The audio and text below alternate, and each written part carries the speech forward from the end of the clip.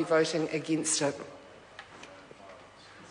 Maggie Barry. Thank you, Mr Speaker. I rise with great joy to speak to the Exclusive Economic Zone and Continental Shelf Bill in its third reading.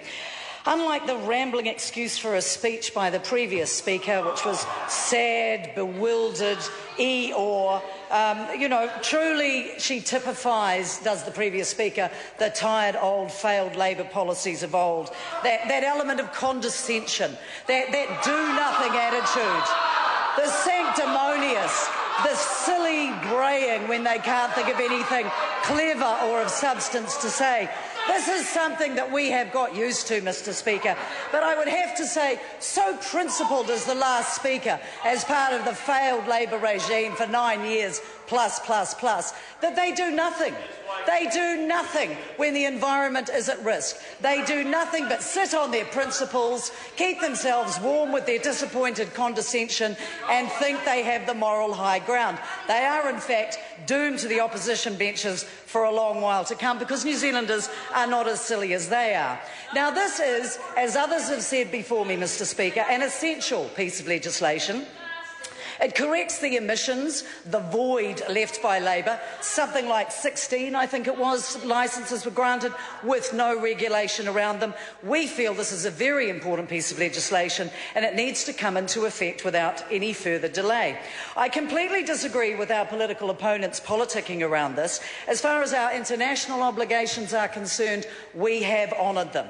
And many people agree with us. UNCLOS is certainly something we have taken into great account in putting together this piece of legislation and right through the Select Committee process. MFAT agrees with us. Our advisers agree with us. The Commissioner for the Environment also agrees that this is something that is favourable and protects our environment adequately. The odd ones out? Labor, indeed. The Greens, of course, as well, the unholy coalition that may well doom us to terrible economic woe if they ever did get the Treasury benches. But it is unlikely because, as I've said, I feel that New Zealanders are an intelligent lot who are not likely to make those sort of mistakes again.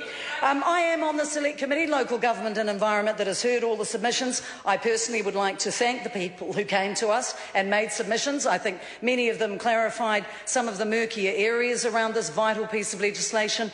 Their contribution was well thought through and very acceptable to us. I think the challenging, robust debates that occurred within the Select Committee itself were useful, and I commend the Minister for listening carefully to the people on the opposing sides, to consulting with them individually, to listening to their concerns and for coming up with an SOP which has strengthened this legislation. So unlike the naysayers on the other side, I am very much of the view that the robust process has resulted in an excellent piece of legislation. Now, we have, as the Minister outlined earlier, the purpose has been clarified. It is aligning the purpose of the EEZ with the RMA a little more than it was, and that's an acknowledgement of some of those concerns. The penalties have been strengthened as well, going up from $600,000 to $10 million, so you follow the rules or you reap some very serious consequences indeed. There is also certainty provided for investors and workable constraints for the industry. Sustainable management and balance were very important considerations in weighing out what would make this a good piece of legislation. And Minister Adams, a lawyer herself, did not want to see extensive litigation around this, and I think that she and the Select Committee have actually arrived at a piece of legislation which will serve New Zealand well. Also, the transition process has been very well thought through.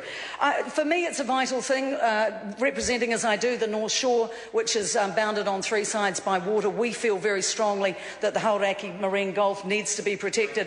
All of our coastal waters need to be protected, but we also need to be able to unlock the enormous potential of our oil and mineral reserves if they are there and if we need them. The importance, of course, is in protecting the environment, and that is what we will do because we are committed to it. We're not just going to sit on our principles, let the whole thing slide as Labor did for so many years. We are absolutely of the view that this is a good piece of legislation and must be passed. I conclude with a reminder of why it should be supported. This is a bill that provides a strong and effective framework to ensure that there are processes in place that will enable us to assess and, very importantly, to manage adverse environmental effects in our oceans.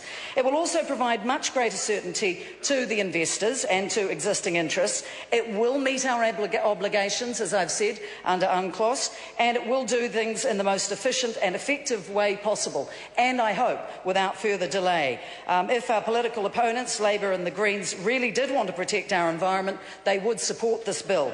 I support it unreservedly. I feel it is fit for purpose, and I commend it to the House. Just before I call the member, this is a split call, is it? Thank you.